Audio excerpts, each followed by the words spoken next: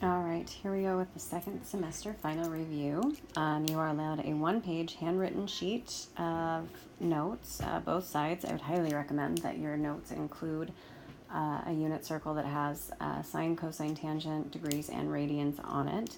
That part does not have to be handwritten if you want to attach, if you want to glue that to your sheet, but it can only be part of one page front and back of those notes. So, getting started here, degrees to radians or radians to degrees. Oh, no, let's undo that. That's not what I meant to do.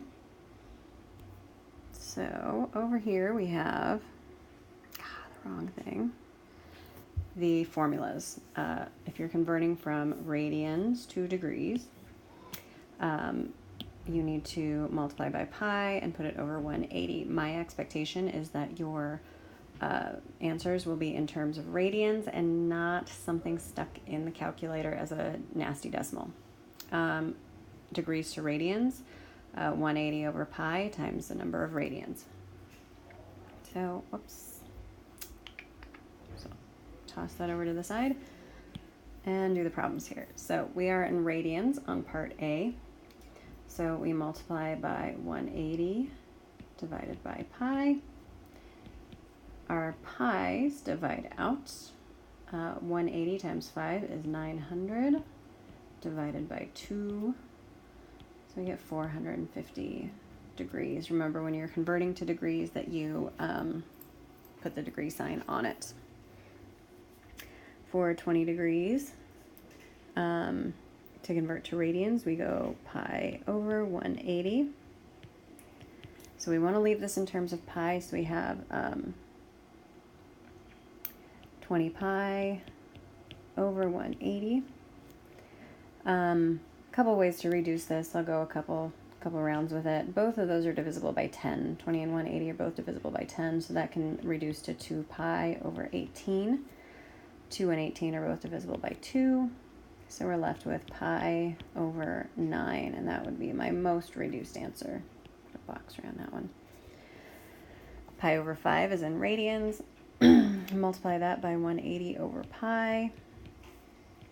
So that gives me 180 over 5, which is, I should know this more, 18, so 36. That'd be 36 degrees. All right. So that is AA5A, that particular learning target. For AA5A as well, we tested that a couple different ways. There's a few things you need to know. One of those, you need to have your completed unit circle. On that unit circle, you should note that X is your cosine value and Y is your sine value. You should also note that tangent is the sine divided by the cosine. So, a couple things with that. We'll set that aside, and we'll probably come back to it shortly. So, for 2 pi over 3, I need to find that on my circle. So, 2 pi over 3, we're looking at this right here. So, sine is rad 3 over 2, and cosine negative 1/2. Tangent, and I will squish this down. So, go here. Sine of 2 pi over 3 equals square root of 3 over 2. Cosine of 2 pi over 3 equals negative 1/2. So, tangent, let's get that further out of the way, of 2 pi over 3 is equal to sine over cosine. So rad 3 over 2 divided by negative 1/2. There's a couple ways to look at this, but if we're dividing by 2 on both of those, that divides out. So what we're left with is square root of 3 over negative 1. So negative square root of 3 is our tangent on that one. On your test, you'll be given one measure, and you'll have to find your sine, cosine, and your tangent. So 300 degrees. Now we're looking over here. So we need that one, 1/2, and negative rad 3 over 2. Very, very similar to our last one. Squish that down again. So I'm going to do this in a different color so we don't get those confused. So sine of 300 degrees equals negative. All right, so AA5B, graphing periodic phenomenon, when there's transformations involved. So I want to take us to the basic sine and cosine graph. Sine graph is in red. And so what I want to do is take a look at that one in terms of the points that I would expect is your starting point at 0, up 1, back to your midline, down 1, back to your midline. With the cosine graph, we start up, that's our first point, back to our midline, down, back to our midline, and back up. So something to keep in mind with these, whether it's a sine or a cosine graph, our basic form is trying to decide where to put this. So y equals a, and I'm going to use sine, for example, bx minus h plus k. And I want to note a few things on here. A is the amplitude. So the distance between the highest point or lowest point and the midline, like this is your midline on both of these, that distance is your amplitude. So A changes how high that one is. B is your frequency. And that can cause a horizontal compression or stretch. That changes how many periods are completed within 2 pi. H is your movement left or right, and it's your starting point for your x, basically. And K is, with this, it's a up or down shift, but it's your midline. With the basic one, your midline is just 0. If you move it up or down, that's the first thing I would move is your midline and draw that in. So take that away, shove it to the side. Okay, so here we have an amplitude of 2. So, amplitude of 2, horizontal shift of pi over 2, and midline of 1. So I want to draw in my midline and my x starting point. So that 1 right here tells me that my midline is going to be at 1. And I highly recommend you draw these parts in. My horizontal shift, negative pi over 2, means I need to write in my scale here. So I'm going to go 1, 2, 3, negative 1, negative 2, negative 3. This is going to be pi and 2 pi, and this is negative pi.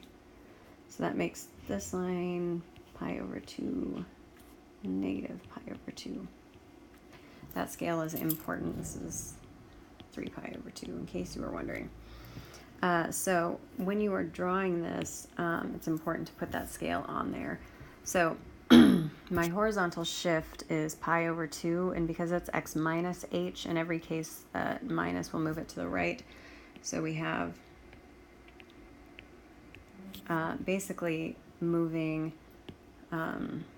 this cross section up to here. So we're moving the whole thing with that shift.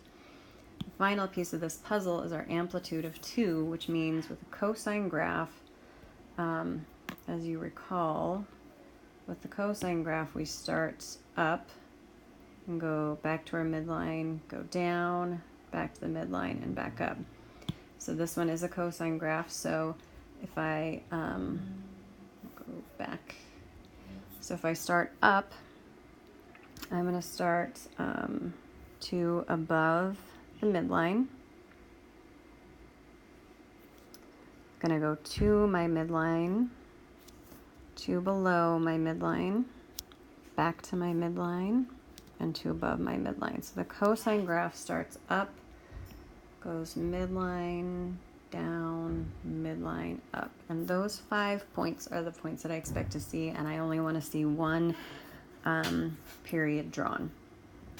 So that is graphing a sine or a cosine graph, and either one is liable to come up on your test. So I would make sure that you're comfortable with both. All right, performing or adding, subtracting, multiplying, dividing rational expressions. This particular one is multiplying, although if I were you, I would make sure you're totally comfortable with any of those, adding, subtracting, multiplying, or dividing. Pause.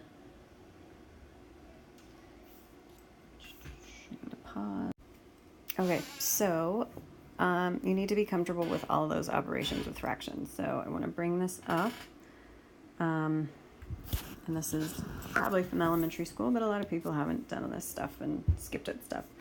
So with addition and subtraction, you need to have a, that's better.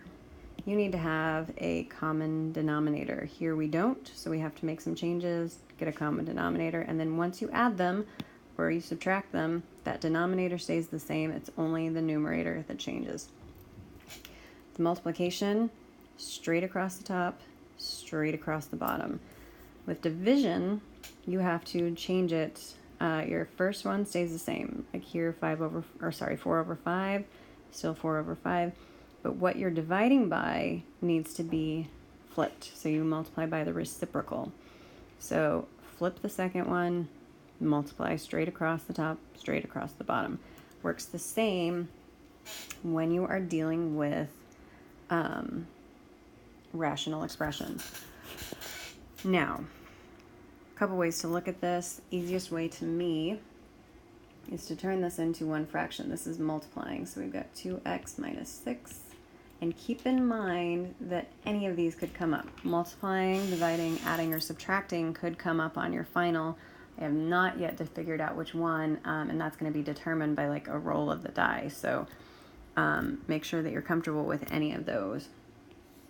So, and then on the bottom, x plus 4 times x minus 3. Now, nothing divides out here. We're in factored form except for one of these is not fully factored, the 2x minus 6. So what I can do is take that 2x minus 6. To write that in fully factored form, both of those are divisible by 2. So I can take that out and do 2, basically undistribute it. So 2x minus 3 would be the factored form of that. So if I were to rewrite that, I'd have 2 times x minus 3 times x plus 1 divided by x plus 4 times x minus 3. There's not a lot of benefit to multiplying these out. Now, because I'm in factored form, my x minus 3's can divide out. So my most reduced form is going to be 2 times x plus 1 divided by x plus 4. That's as far as I can go because there's nothing I can do to factor x plus 4, so nothing else can divide out.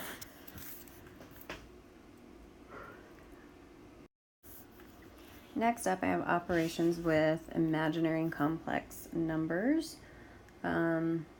So important to remember, I is equal to the square root of -1, which is imaginary. If we square the square root of -1, we get -1.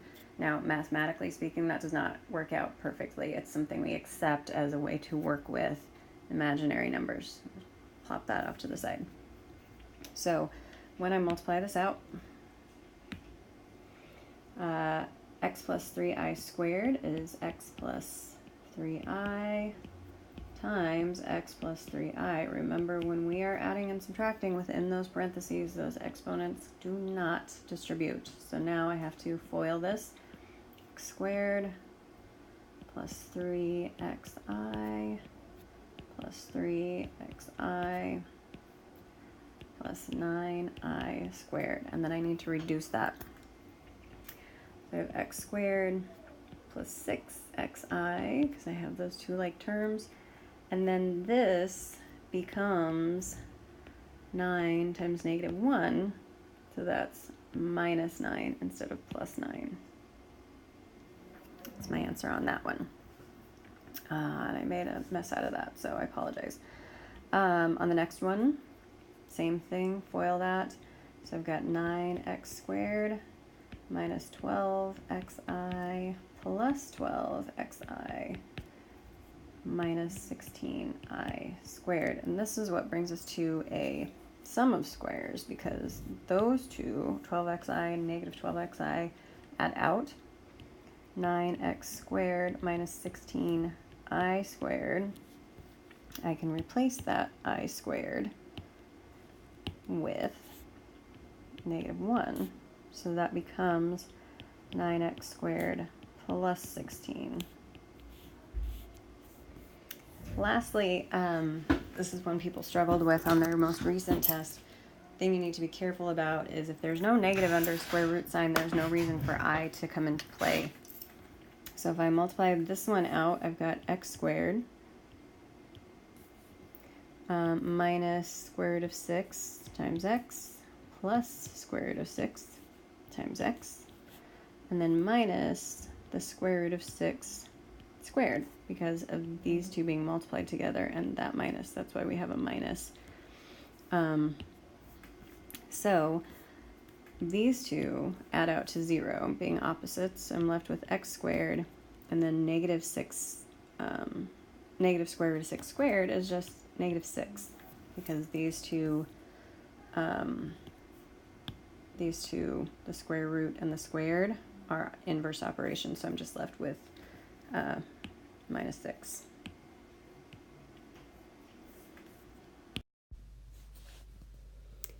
All right, the next one on operations with I, again, has to do with that same idea that I squared equals -1. So 4i times 8i, you multiply the coefficients to get 32. I times I is I squared. As we know, I squared is -1. So our answer here is -32. I times I times I times I. These two will give us -1. Those two will also give us -1. -1 times -1 is +1. 5i to the third, keep in mind that would be 5i times 5i times 5i. Whoops. Too many parentheses. Those parentheses actually aren't necessary. I just multiply the coefficients, 5 times 5 times 5, or I could just do 5 to the third. 125, I to the third. And we need to look at what I to the third would be. If I squared is -1, and I to the third is going to be -I.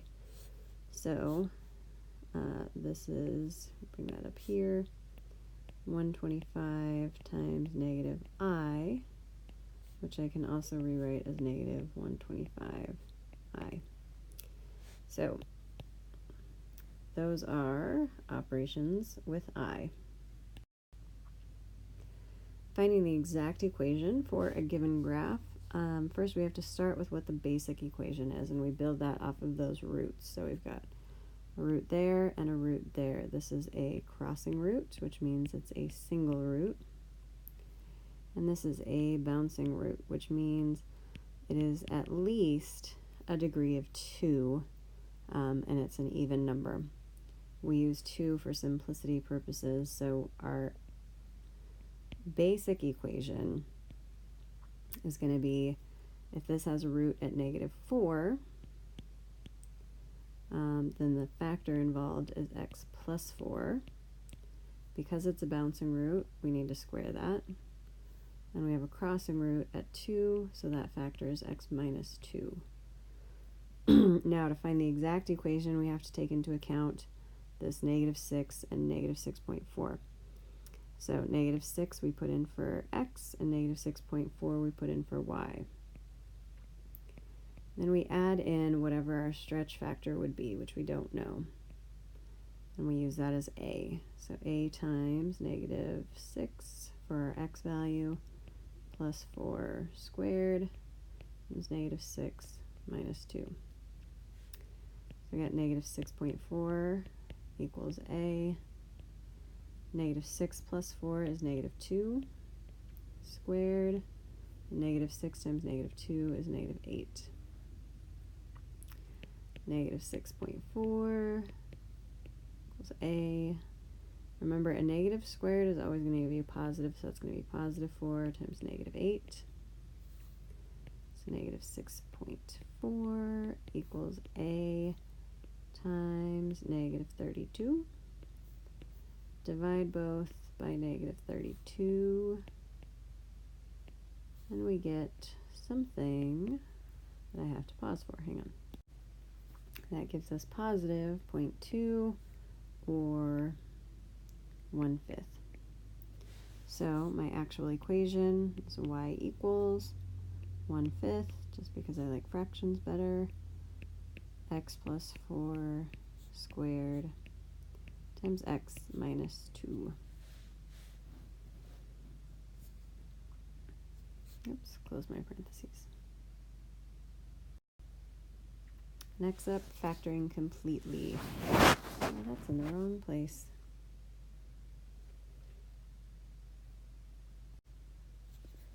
Okay, so I'm going to go ahead, whoops, wrong function. I'm going to use the box method with this. You can also use synthetic division, or if you're really ambitious, long division. We have a root at 4, 0. That means our factor is x minus 4. We start with our first factor, 2x to the third. Not our first factor, I'm sorry, our first term.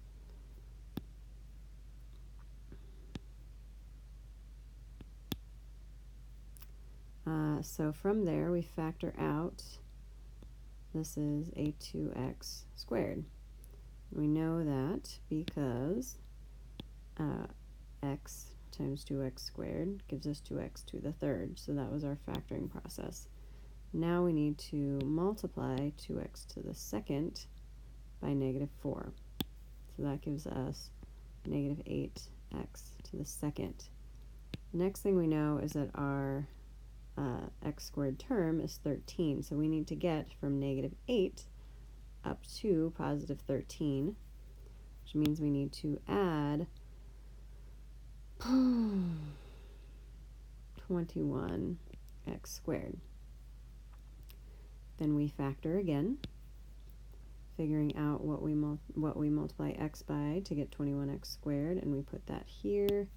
That is, of course, 21x. Then we multiply 21x times -4. That gives us -84x. We know that our x term needs to be -44, so we're going to add 40x, and then factor again. 40x divided by x gives us 40, so this one is 40. And then one more time we multiply -4 by 40 to get our term right there, and that is -160, which we should expect because our last term is -160. So this is partially factored. X minus 4 times 2x squared plus 21x plus 40. We have to factor that quadratic. I'm going to go off to the side, and very sloppily apparently. 2x squared, first term, and last term. multiply those together to give my top term, whoops, 80x squared, and my middle term, 21x, to get my bottom term. So 1 and 80, I'm just going to factor 80, 2 and 40, not divisible by 3, so then 4 and 20, 5 and 16, and that's where I can stop, because 5 plus 16 can be 21. So 5x, 16x, and those go in my remaining boxes. So now I have to factor out from, and this is where people need to be careful, either a row or a column. Now what's important to note is that I cannot take out 2x from this row because 5x is not divisible by 2. So I have to take the 2x out from this column. So I take the 2x out there. 2x times x gives me 2x squared. 2x times 8 gives me 16x. 5 times x gives me 5x. And then 8 times 5 gives me 40. So I know I have that part factored. So my final factored form is x minus 4 times 2x plus 5 times x plus 8. My roots that are associated with those are going to be a positive 4, because if I plugged in 4 for x, that would make this factor 0.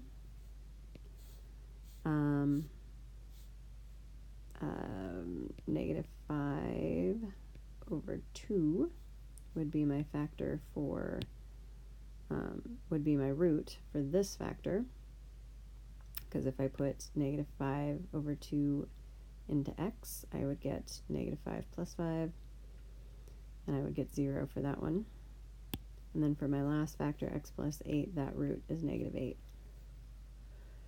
So one place to be careful is when you have a factor whose x has a coefficient other than 1. So you got to remember what you're really using here is the zero product property. So this would be 2x plus 5 equals 0. We don't do these steps on the other one because it's such a quick process, because you just need the opposite. So that's where that negative 5 over 2 comes from. And if you look, I graphed this on, ooh, that was not what was supposed to happen. All right, interesting. I'm going to move that, and then we'll come back. So if I look at this, I've got a root at negative 8, at negative 2.5, and at positive 4, which is what I should expect to have. So now I'll magically put that back together. Interesting. Don't know why all that stuck together. Anyway, on to the next one. So we have a few polynomial identities. We're only going to use a couple of them.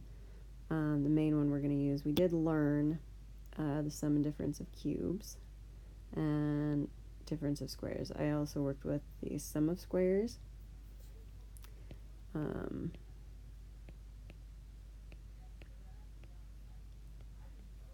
Which you have to take into account I, because you'd have x plus yi, and x minus yi, and that would be, or a plus bi and a minus bi. I don't know when that stopped recording. So either way, with the sum of squares, you have to have I in place to give you that -1 when you have the I squared, so that you can have the sum of squares. Otherwise, it doesn't work. So anyway, back to this one. This is a difference of squares because it's a negative. So the difference of squares says that if I have a squared minus b squared, that is equal to a plus b times its conjugate, a minus b. So in this particular case, 16x squared is 4x. That's the square root of it. 36 square root is 6. So its conjugate then is 4x minus 6.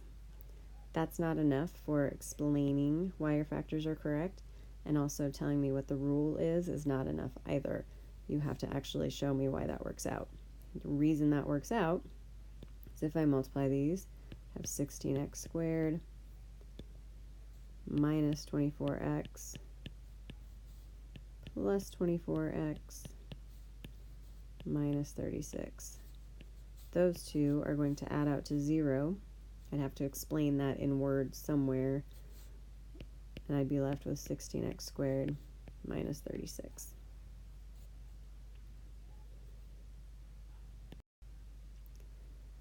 Finally, finding all the roots of this. If you try to factor it, you would have a very hard time. Our only factors of 29 are 1 and 29, and nothing you can do with that would make that add up to negative 10. So in that case, we have to use the quadratic formula, which I just wrote on accident. Okay, there we go. So quadratic formula, we're going to use that. Plug that back over there. So x equals negative 10, because negative 10 is our b value. Make sure you're really careful that negative is part of the formula, plus or minus the square root negative 10 squared minus 4 times 1 times 29, all divided by 2 times 1. So we have x equals double negative 10 is going to give me a positive 10 plus or minus square root. Make sure you're smarter than your calculator here, because a negative squared right there is always going to give you a positive, because a negative times a negative is a positive. So this will be 100. And then 4 times 1 times 29 is 116, negative 116, so minus 116, all divided by 2a, or just 2 times 1, which is 2. So x equals 10 plus or minus the square root of negative 16. Up until recently, we would just leave it at that, because we can't take the square root of a negative number. Now, of course, we know for negative square roots of negative numbers, we just use I. So what we can do here, and this is kind of off to the side, square root of negative 16 can be broken into the square root of 16 times the square root of negative 1. Square root of 16 is 4.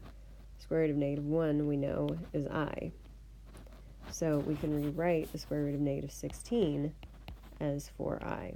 So we've got 10 plus or minus 4i divided by 2. Both 10 and 4i are divisible by 2, so that can be 5 plus or minus 2i. Those are our roots, and that's what we've been told to do, is just find our roots. If we wanted to write that in factored form, it would be x minus the root, so one of those would be 5 plus 2i times x minus 5 minus 2i. Remember, always x minus the root. So I can simplify that slightly by doing x minus 5 minus 2i times x minus 5 plus 2i, and that would be my factored form of that particular equation. But it's the roots I want you to focus on, so that right there is what you need to get to, and make sure that it's as reduced as possible. So that takes us to the end of the practice test or final review. Just to remind you, those of you missing learning targets, and those of you who do not get at least 7 out of 10 correct on the final, the last 4 or 5 class days will be spent correcting and reflecting on those final problems, and then retaking any of those missing learning targets. Others may be spending time doing work samples, and others who have all of their stuff taken care of will have a non-required project to do. So that's that. You may use a 1-page, 2-sided, 8.5 by 11 sheet of paper. I highly recommend that you get the unit circle on there and of course anything else that you need. So good luck, and that final is June 1st and 2nd.